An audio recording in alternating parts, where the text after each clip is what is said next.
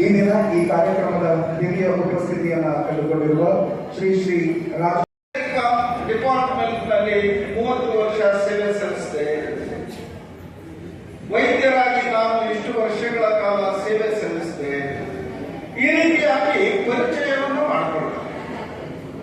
ಆದರೆ ಅದು ಸೇವೆನಾ ಅಂತ ಹೇಳಿದ್ರೆ ಸೇವೆ ಅಲ್ಲ.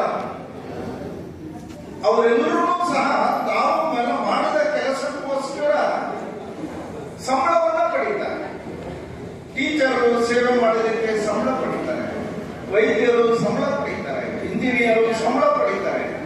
ಅವರು ಮಾಡಿದ ಕೆಲಸಕ್ಕೆ ಅವರು ಸಂಭಾವನೆಯನ್ನು ಸಂಬಳವನ್ನು ಅವರು ಪಡೆದುಕೊಂಡು ಮಾಡೋದ್ರಿಂದ ಇದು ಸೇವೆ ಆಗೋದಿಲ್ಲ.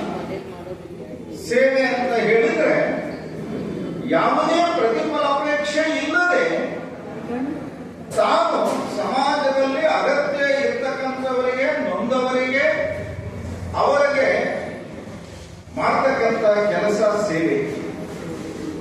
ಅನೇಕ ಬಾರಿ ಸೇವೆ ಅಂತಕ್ಕಂಥದ್ದು ನಾವೇನೋ ಉಪಕಾರ ಮಾಡಿದೀವಿ ಅಂತ ಹೇಳಿ ಅನೇಕರು ಭಾವಿಸ್ತಾರೆ. ಇದು ಉಪಕಾರವೂ ಅಲ್ಲ. ನಾವೇನೋ ಸಹಕಾರ ಮಾಡಿದೀವಿ ಅಂತ ಹೇಳಿದ್ರೆ ಇದು ಸಹಾಯವೂ ಅಲ್ಲ. ಉದಾಹರಣೆಗೆ, ಒಂದು ದಿನ ಮನೆಯಲ್ಲಿ ಮಗ ಒಂದು 6ನೇ ತರಗತಿನೋ 7ನೇ ತರಗತಿನೋ ಓದ್ತಾ ಇದ್ದ. ತಾಯಿಯಲ್ಲಿ ನಿಂತು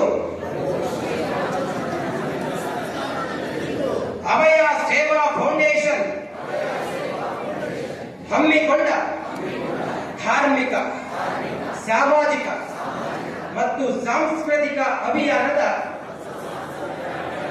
ಸ್ವಯಂ ಸೇವಕನಾಗಿ ಕಂಕಣ ಕಟ್ಟಿಕೊಂಡು ಕಟಿಬದ್ಧನಾಗಿದ್ದೇನೆ ಮತ್ತು ಮುಂದಿನ ಎಲ್ಲಾ ಕಾರ್ಯಕ್ರಮಗಳ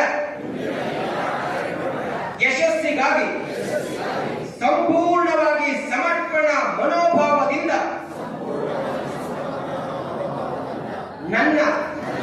ನಾನು ತೊಡಗಿಸಿಕೊಳ್ಳಲಿದ್ದೇನೆ ಎಂದು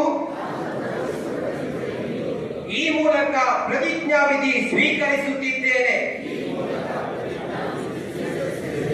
ಪ್ರಭು ಸೀತಾಪತಿ ರಾಮಚಂದ್ರನಿಗೆ ಜಯವಾಗಲಿ.